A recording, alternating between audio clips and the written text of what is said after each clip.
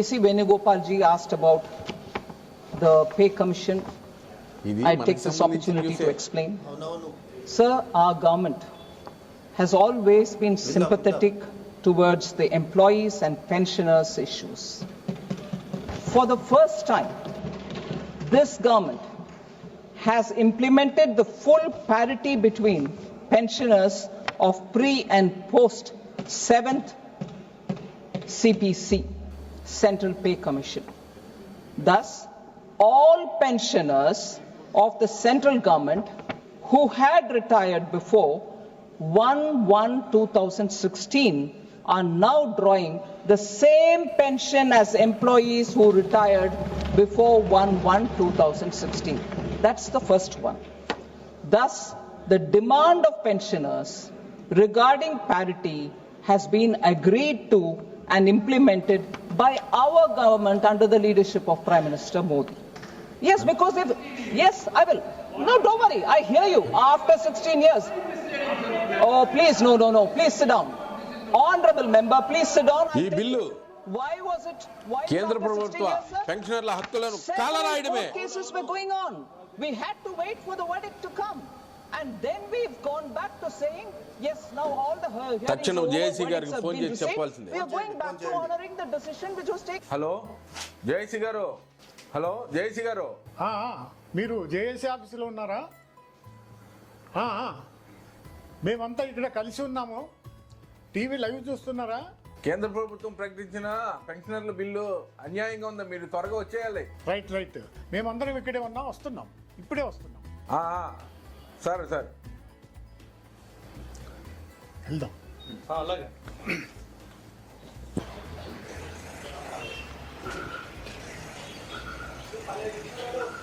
రండి.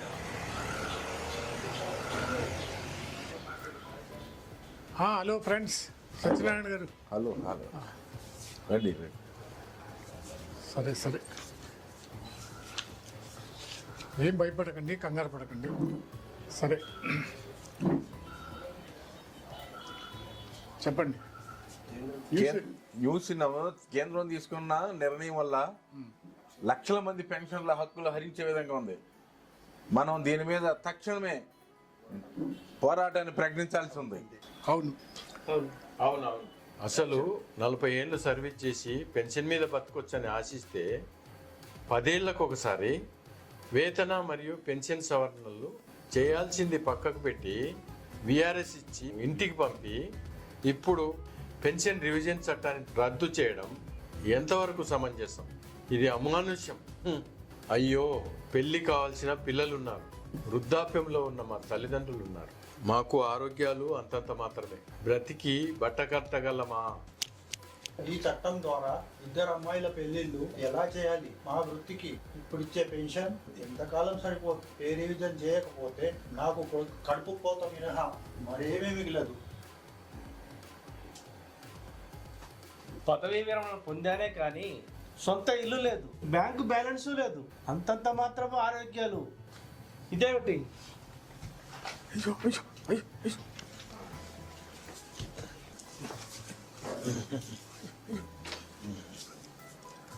ఇంట్లో న్యూస్ విని మా ఆవిడ పడిపోయారట, నేను పోతున్నా.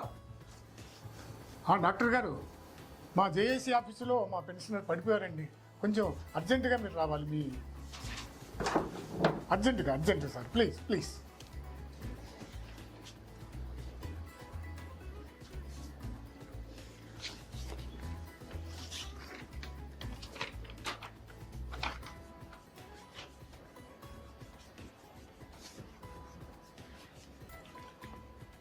సార్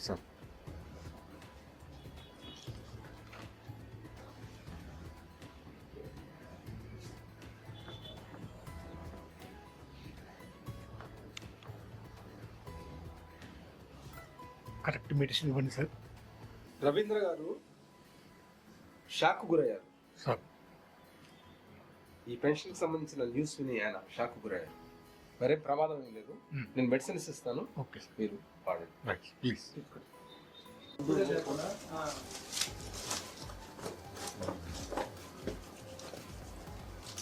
మెడిసిన్స్ వాటర్ తీసుకోండి. ఈ మందులు వాడండి.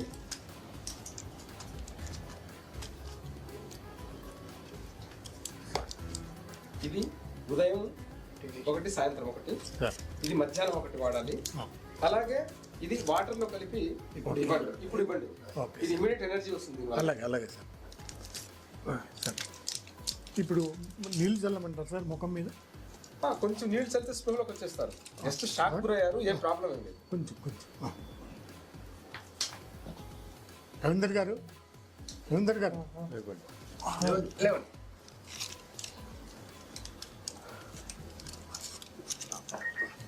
చెప్పాను కదా, కొంచెం షాక్ గురయ్యారు.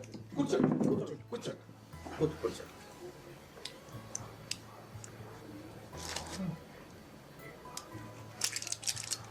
నీళ్ళు పట్టుకోండి. గ్లాసు అదే మందు కలుపు. లక్షణం కాదు.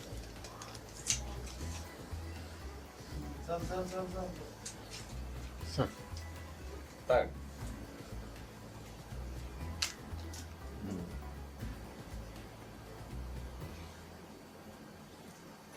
Very good age. కళ్ళు తెరవండి సార్. సార్ కళ్ళు తెరవండి సార్ ప్లీజ్.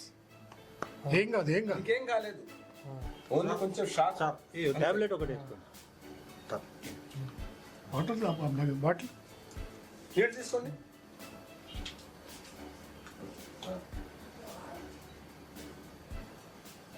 మింగండి.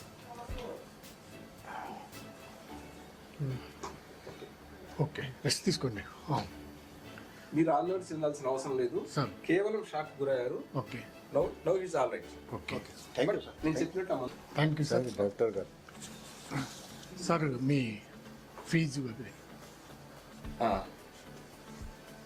ఫీజు 300 రూపాయలు, సార్. మెడిసిన్స్ ఒక 500.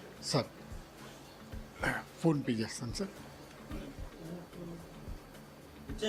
క్యాష్ లేదా? క్యాషా ఉందా? Thank you sir. ఈ డబ్బులు సార్ ఉద్యోగం నిమిత్తం ఉంచండి. మీ ఫీజు పర్వాలేదు, నేను రిటైర్డ్ ఉద్యోగినే. అవునా? Thank you sir. ధన్యవాదాలు sir. Right. Thank you sir. Thank you. సరే మా పెన్షనర్ల వెన్నంటూ ఉండండి సార్. ఈ ఆందోళన ఈ దీంట్లో సంక్షోభం ఏర్పడింది మాకు. తప్పకుండా. నేను కేంద్ర ప్రభుత్వ విశ్రాంతి ఉద్యోగినే. అంటే CGHS central government health scheme. Oh sir thank you. చాలా సంతోషం సార్. నాకు తీరే నిర్ణయం జరిగింది. నాకు ఇంట్లో సమస్యలు చాలా ఉన్నాయి. కూర్చోండి సార్. రండి మా ఉద్యమంలో పాల్గొనండి. రండి సార్, కూర్చోండి. Thank you.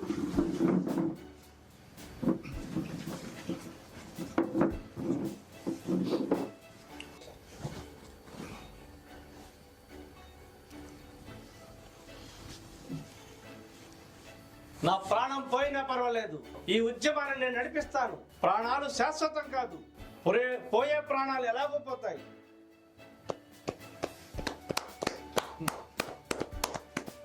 అవును, నేను కూడా అన్ని సమస్యలపై అహర్నిశలు నాకున్న సమయాన్ని వెచ్చిస్తాను. వృద్ధులన్న ఉదార స్వభావాన్ని కూడా వదిలేసి అమానుషంగా చట్టం చేసిన కేంద్ర ప్రభుత్వానికి కనువిప్పుగా నాకున్న వైద్యానికి మీ అందరికీ ఉచితంగా ధారపోస్తాను. ధన్యవాదాలు డాక్టర్ గారు. మీ కోఆపరేషను మా ఉద్యమాన్ని ఇలాగే సహకరించాలని మరొక్కసారి మీకు మనవి చేస్తూ ధన్యవాదాలు. నా సహాయ సహకారాలు మీకు ఎల్లప్పుడూ ఉంటాయి. వివేక్ లీగల్ అసిస్టెంట్ కదా మీరు? మన సీనియర్ అడ్వకేట్ దగ్గర ఉంటారు. సార్. నేను ఆయన ఫోన్ చేశాను, ఆయన రావట్లేదా? సార్ అర్జెంట్ పని మీద వెళ్ళారు, మళ్ళీ వస్తా అన్నారు sir. Okay right.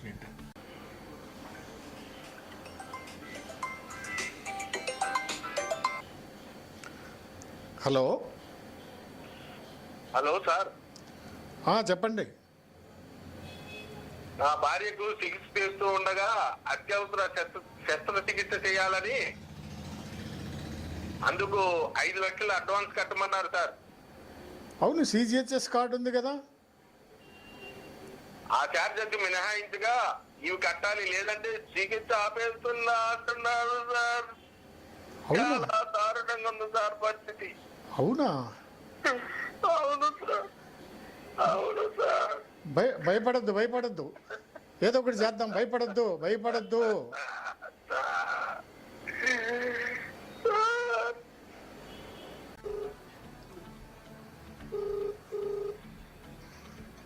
Hello, MP గారు నమస్కారం సార్. నమస్కారం అండి. సార్ మేము జేఏసీ ఆఫీస్ నుంచి మాట్లాడుతున్నాను సార్. నా పేరు నారాయణరావు. ఓకే అండి, చెప్పండి. ఏంటి? సార్ మీరు ఎక్కడ ఉన్నారు సార్? నేను ఆంధ్రవేలో ఉన్నానండి. ఢిల్లీలో ఉన్నారా? ఢిల్లీ నుంచి వస్తున్నారా సార్ హైదరాబాద్? ఢిల్లీ నుంచి హైదరాబాద్ వస్తున్నా. సార్ మీతో ఒక ముఖ్యమైనటువంటి విషయము. చెప్పండి, ఏంటి, ఏమైంది? అదే మొన్న మార్చి 25వ తేదీన కేంద్ర మంత్రి చేసిన చట్టాన్ని, ఆ ఫైనాన్షియల్ బిల్లులో చేసిన చట్టానికి ఓకే. షాక్కు గురయ్యి మా పెన్షనర్ వాళ్ళ భార్య పడిపోయారు. స్పృహ తప్పి పడిపోతే అయ్యో, ఏమైంది? స్పృహ తప్పి పడిపోయారు సార్. మరి ఏం చేశారు మీరు? హాస్పిటల్కి తీసుకెళ్ళాము. వెంటనే తీసుకెళ్ళి చూపిస్తే వాళ్ళు 5 లక్షల బిల్ అవుతుంది అంటున్నారు. అరే, అది కూడా సెంట్రల్ గవర్నమెంట్ హెల్త్ కార్డు ఉంది, ఆ డిస్కౌంట్ పోను 5 లక్షలు కట్టమని అంటున్నారు సార్. డిస్కౌంట్ అయిపోయిన తర్వాత ఇంకా బ్యాలెన్స్. ఇంకా బ్యాలెన్స్ 5 లక్షలు కట్టమంటున్నారు. ఇక మీకు తెలిసిందే కదా, మా అసోసియేషన్లలో ఇంత పెద్ద అమౌంట్ అంటే చాలా కష్టం. అందులో పెన్షనర్లం సార్ మేము. ఓకే, అయితే ఏం చేయమంటారు? కాబట్టి దయచేసి మీరు మీ ఫండ్ నుంచి మరి ఏమైనా విరాళం.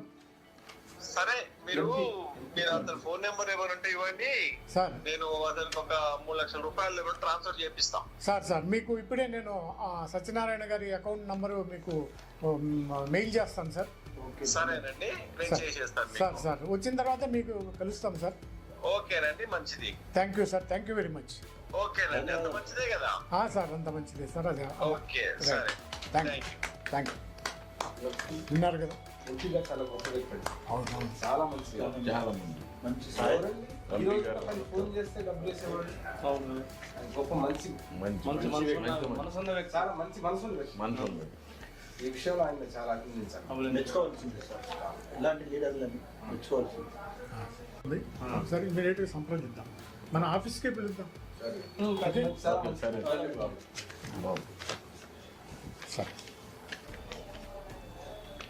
వెళ్దాం ఆఫీస్కి వెళ్దాం.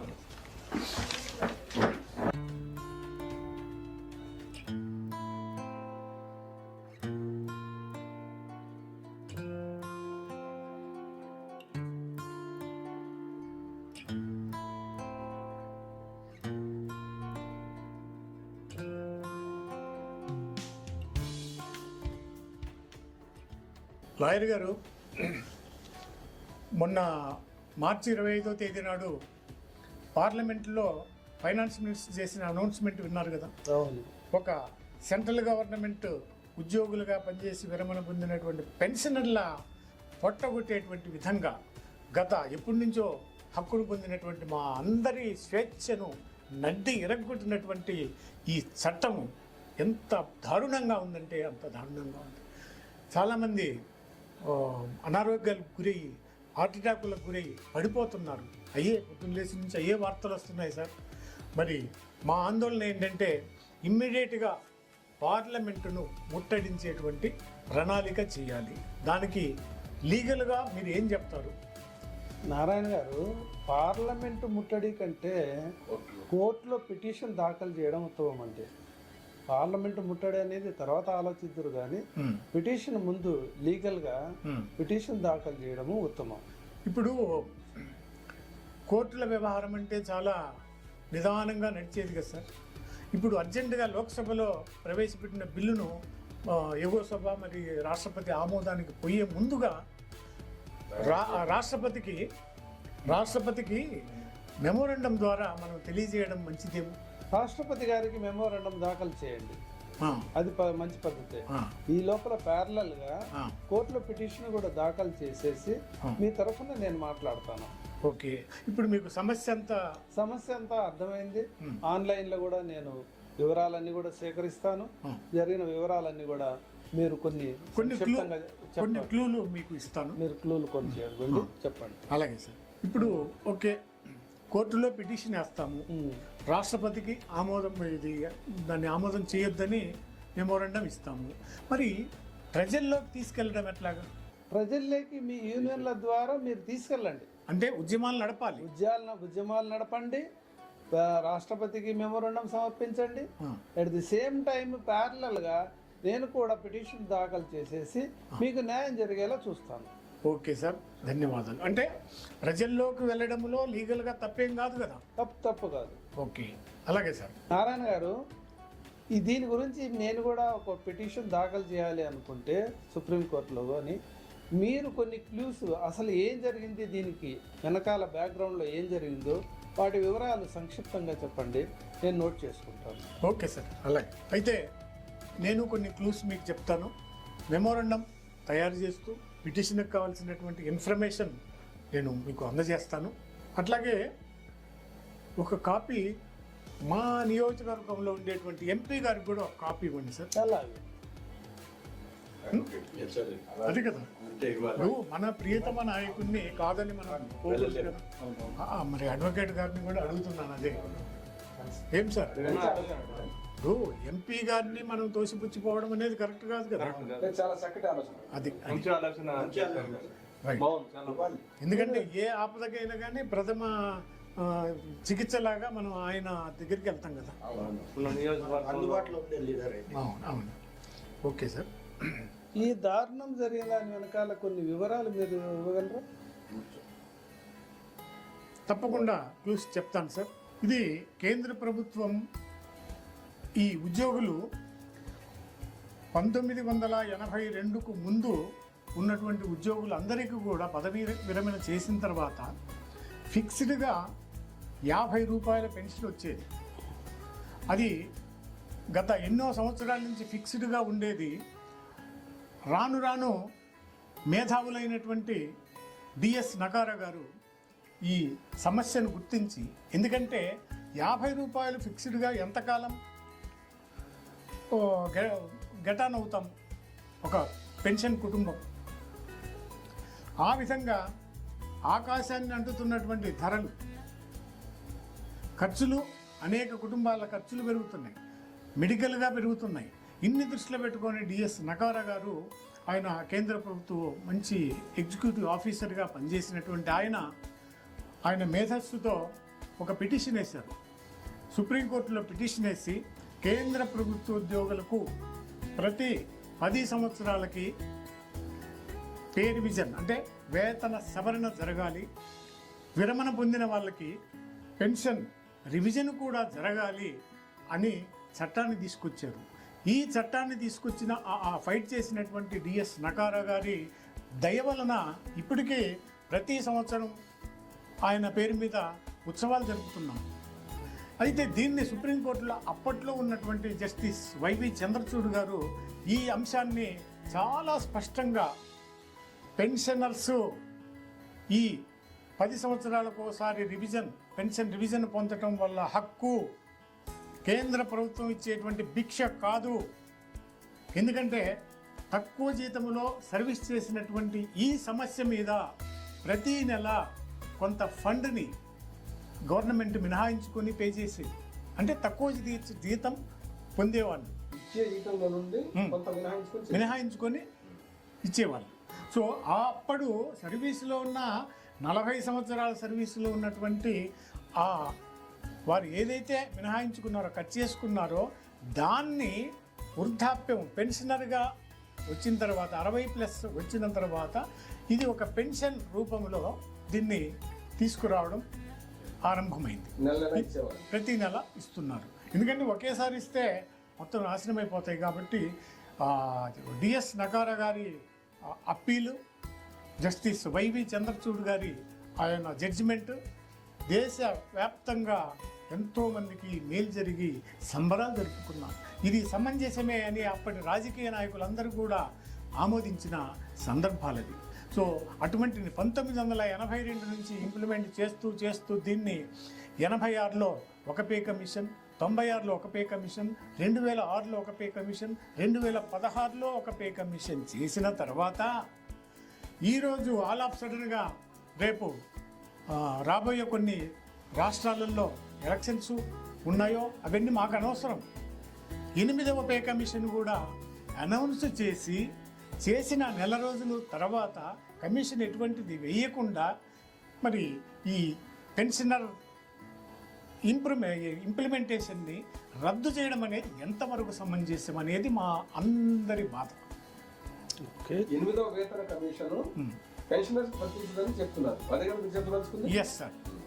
నారాయణ గారు, అంటే సార్ లాయర్ గారు, మీ పిటిషన్లు కూడా మీరు ఒకటి మీరు చెప్పిన వివరాలు చాలా వాల్యుబుల్గా ఉన్నాయండి. మీ అందరికీ జరిగిన ఈ అన్యాయాన్ని కోర్టు ద్వారా కోర్టుకు సవినయంగా మనవి చేస్తాను. అలాగే మీ కార్యక్రమాలన్నీ ఉద్ధృతం చేయండి, అందరికీ ప్రజల్లోకి తీసుకెళ్ళండి. రెండవది, రాష్ట్రపతి గారికి కూడా మెమోరండం ఇవ్వండి, ఎంపీసీకి కూడా మెమోరండం ఇవ్వండి. నాకు అవసరమైన ఇన్ఫర్మేషన్ ఆన్లైన్లో ఉంటుంది, నేను సేకరిస్తాను. మీ బాధను నేను అర్థం చేసుకోవాలను.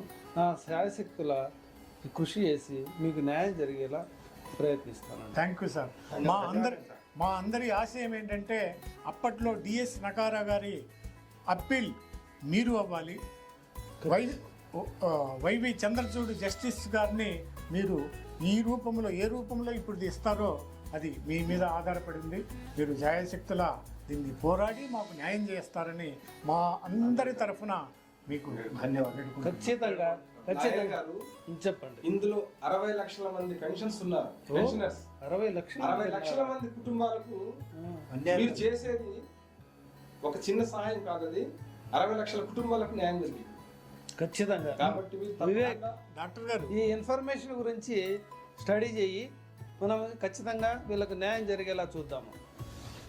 66 లక్షల మందికి ఇది అన్యాయం జరుగుతుంది సార్. ఇంకోటి చెప్పడం మర్చాను, 66 లక్షలు అంటే 2025 డిసెంబర్ 31వ తేదీ వరకు ఎవరైతే రిటైర్ అవుతున్నారో వాళ్ళందరూ కూడా కలిపి 66 లక్షల నుంచి 70 లక్షల మంది వరకు ఉంటున్నారు.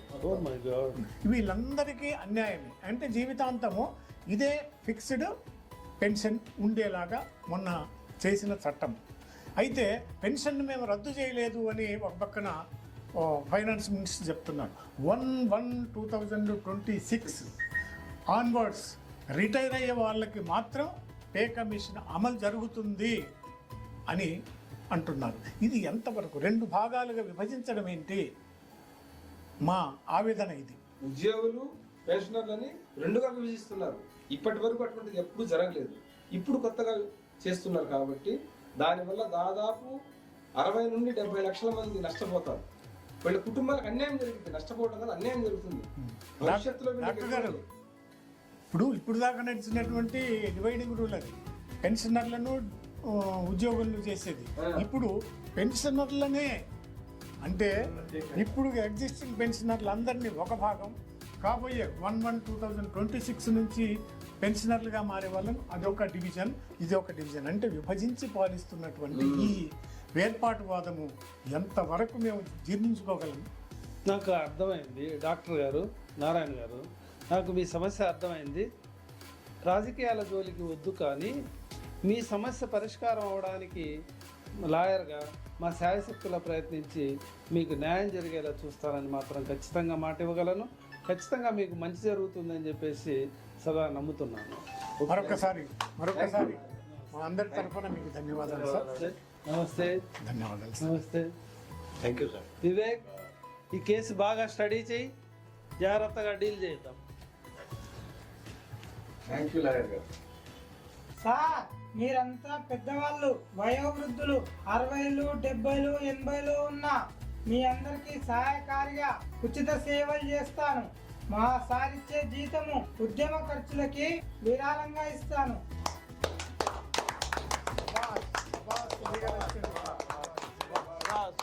ధన్యవాదాలు. చిన్నవాడివైనా మమ్మల్ని మా వయోవృద్ధులను పెన్షనర్లను అర్థం చేసుకున్న నీకున్న దయాదాక్షిణ్యం కూడా కేంద్ర ప్రభుత్వానికి లేకుండా పోయింది కదా.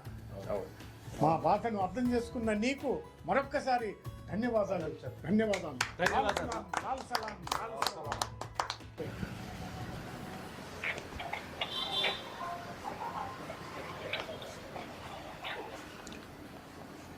సార్ నమస్తే సార్. సార్ మేము జేఏసీ ఆఫీస్ నుంచి వచ్చాం సార్. Joint action committee. నమస్తే అండి, అందరు బాగున్నారా? మొన్న మార్చి 25వ తేదీన సెంట్రల్ ఫైనాన్స్ మినిస్టర్ మా పెన్షనర్ల అందరి వెన్ను ఇరగొట్టినటువంటి చట్టం పాస్ చేశారు. తమరికి తెలిసిందే కదా. కాబట్టి 1982 నుంచి వస్తున్నటువంటి ఈ సౌకర్యాన్ని ఆల్ ఆఫ్ సడన్గా రద్దు చేయడం అనేది మా గుండెల్లో రైళ్లు పరిగెత్తించేలాగా మాకు పొట్టగొట్టడమే అయింది సార్. సో అవన్నీ వివరంగా మేము ఈ మెమోరండం ద్వారా రాశాము. కొంచెం మీరు దయతో దీన్ని ప్రధానమంత్రి నోటీస్ వరకు తీసుకెళ్ళి ఈ చట్టాన్ని రద్దు చేయిస్తారని మా అందరి ఆవేదన సార్. ఓకే, నేను ప్రయత్నం చేస్తా. పార్లమెంట్లో మీటింగ్ లోపల నేను దీని గురించి డిస్కషన్ చేసి నేను ప్రయత్నం చేసేటట్టు చూస్తాం, మీకు న్యాయం చేసేటట్టు నేను చూస్తాం. Okay sir. Okay, thank you sir. Thank you. మళ్ళీ ఎప్పుడు కలవమంటారు సార్? మళ్ళీ పార్లమెంట్ సెషన్ అయిన తర్వాత ఇట్లా వచ్చిన తర్వాత మేము ఇప్పుడు దాన్ని బిల్ గురించి మాట్లాడతాం. Okay sir. Right. Okay sir. Thank you. అయితే మనం ఒకళ్ళమే ఇక్కడ దీన్ని ఉధృతం చేయాలని అనుకుంటున్నాము. దేశవ్యాప్తంగా ఎట్లా ఉందో కనుక్కోవడం అవసరం కదా. అవునా సార్. కాబట్టి నేను ఒకసారి ఢిల్లీ పొజిషన్ ఎట్లా ఉందో కనుక్కుంటాను. కనుకోండి సార్. కనుకోండి సార్. ఓకే.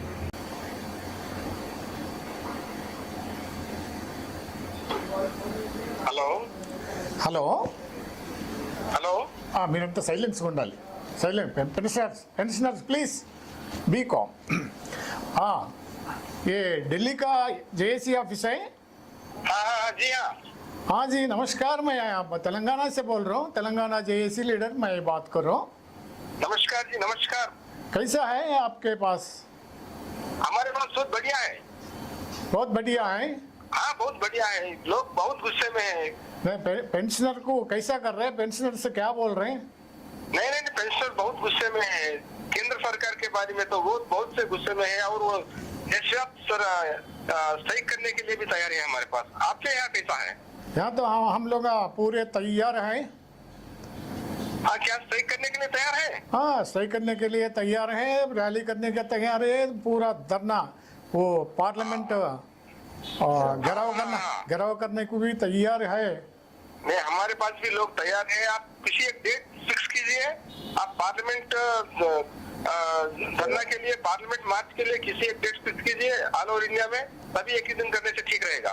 हाँ हाँ वही आप हरियाणा, राजस्थान, उधर यूपी बात करें. हाँ मैं यूपी से बात कर रहा हूँ. मैं हरियाणा से बात किया और जो अपने आप यूपी से बात कर रहे हैं, दिल्ली से बात कर रहे हैं? मैं यूपी से बात कर रहा हूँ. मैं हो यूपी से लगा क्या? अच्छा, मैं दिल्ली को करा बोल के मैं सोच रहा हूँ. नहीं मैं देखिए मैं राजस्थान से बात किया, हिमाचल प्रदेश लीडरों से बात किया. अच्छा. और उत्तराखंड से बात किया. बहुत अच्छा. हाँ सभी लोग तैयार है. చేయండి సార్. అక్కడ నార్త్ లో చాలా ఉధృతంగా ఉంది. వాళ్ళు రెడీ ఉంటారు సార్ వాళ్ళంతా. అదే ఎందుకంటే అందరు మన దేశవ్యాప్తంగా సంబంధించిన విషయం ఇది. హలో హలో విజయవాడ చెప్పండి.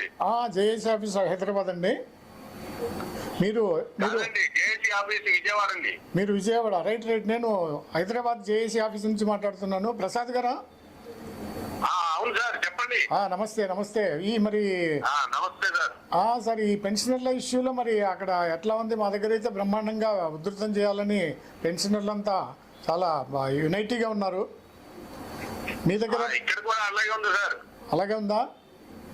ఇక్కడ కూడా అలాగే పెన్షనర్లు అంతా కలిసి మాట్లాడుకుని దాన్ని చాలా సీరియస్ గా తీసుకెళ్దాం అని చెప్పి డిస్కషన్ చేసుకుంటున్నాం సార్ అందరం. రైట్. నేను ఇప్పుడే యూపీ జేఏసీ లీడర్లతో కూడా మాట్లాడాను. అక్కడ చాలా ఉధృతం చేయడానికి సిద్ధంగా ఉన్నారు. తర్వాత యాజిటేషన్ చేసే డేట్ను కూడా త్వరలో డిసైడ్ చేస్తారు.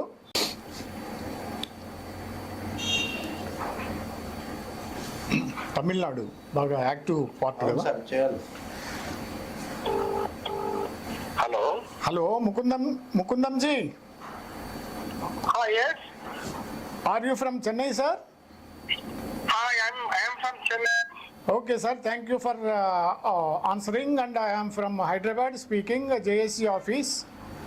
Hello, is it Mr. Narayan? Yes, sir. Thank you for recognizing me. And also, what is the position of about pensioner associations and agitation, sir? Mr. Narayan, Sir. in our Tamil Nadu, Okay. our people are very, very, very aggressive and they are ready to do strike and all these things. They want to see parliament also. Very good. Then what about Kerala and Karnataka, sir? Yeah. Yesterday only, I had a discussion with Kerala JSC leader. Okay. They are also ready to combine with us Very- for strike gas station. Very good, sir. Very good. Please silence. Please silence. Hello, ఎవరు? Hello, मैं मुंबई से बात कर रहा हूँ, JSC leader. कहाँ से? मुंबई से। मुंबई से JSC ऑफिस से? हाँ सर। अच्छा, बहुत बहुत धन्यवाद। कैसा है आपके पास? आप कौन है सर? मैं तेलंगाना से बोल रहा हूँ, तेलंगाना हैदराबाद से। Okay sir. मैं तेलंगाना हैदराबाद से JSC ऑफिस से बोल रहा हूँ। कैसा है आपके पास? हमारे पास बहुत चल रहा है साहब, वही ट्रैफिक चल रहा है अभी। हाँ। अपने पार्लियामेंट को भी घेराव करने के बारे में सोच रहे सब लोग। కాంగ్రెస్ అనేది మంచి పదం, మంచి ముందున ప్రభుత్వం అన్నమాట కార్యకర్త. ఈరోజు మనం ఈ సమావేశానికి హాజరు అయిన దానికి నిజంగా చాలా చింతించాలి. అడగదొక్కే ప్రయత్నం చేస్తున్నారు. ఇందుకు నిరసనగా కేంద్ర పెన్షనర్ల అసోసియేషన్ ఢిల్లీ నుంచి ఈరోజు ధర్నా ప్రోగ్రాం చేయాలని సూచించలేనిది. అందుకు అనుగుణంగా మన బిఎస్ఎన్ వాళ్ళు సపోర్ట్ ఇస్తూ ఇన్కమ్ ట్యాక్స్ వాళ్ళు ఎవరు రాలేదు ఇక్కడికి. బిఎస్ఎన్ వాళ్ళు మనం ఒకప్పుడు ఒకటే కుటుంబం వాళ్ళు మనం కలిసి కానీ ఒకటే కుటుంబం కదా, ఏంటి ఒకటే కుటుంబము.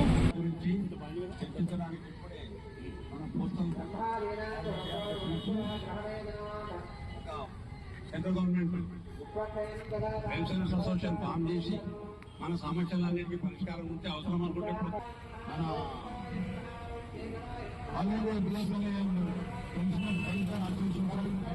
మాట్లాడుతున్నాం. మీ అందరికీ శుభాకాంక్షలు తెలుపుతున్నాను. నా యొక్క 65 సంవత్సరాల ఎక్స్పీరియన్స్